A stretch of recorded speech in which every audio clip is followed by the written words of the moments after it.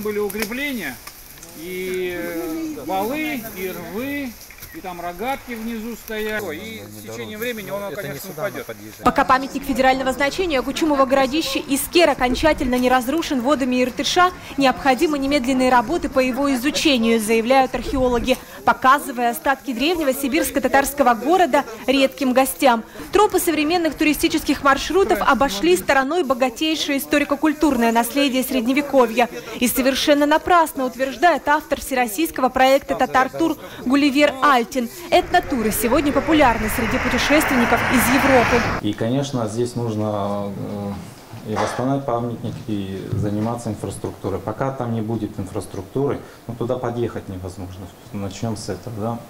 Увидеть практически мы, что с каждого дерева там, ну, то есть он сегодня не презентабельный, его сегодня невозможно подключать ни к татар-туру, ни к российскому туризму. О включении татарских памятников, в частности Чингит-туры и Искера, в туристические маршруты говорили на круглом столе в Тобольске. Ученые и общественные деятели соглашаются. Для изучения и сохранения наследия татар его нужно популяризировать и включать в международные программы. Когда мы знаем, есть Крым, Казань, Тюмень, то мы понимаем, что Алтай – это колыбель тюркской цивилизации. И без изучения этого мы тоже в дальнейшем не сможем дальше продвигаться. А между Крымом, Казанью и Алтаем Тюмень как раз является по центру этой платформы и является центром евразийского пространства. Тюменская область может стать экспериментальной площадкой в регионах России за пределами Республики Татарстан по реализации всероссийского маршрута «Татар-тур».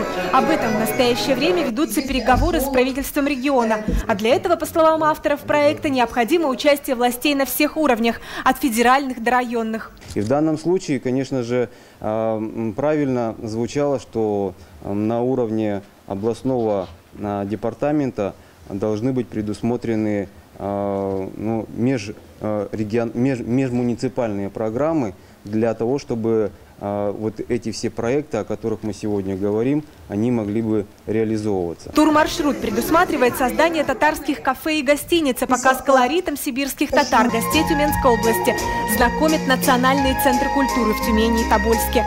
София Хайруллина, Марат Нигматуллин, ТНВ, Тюмень.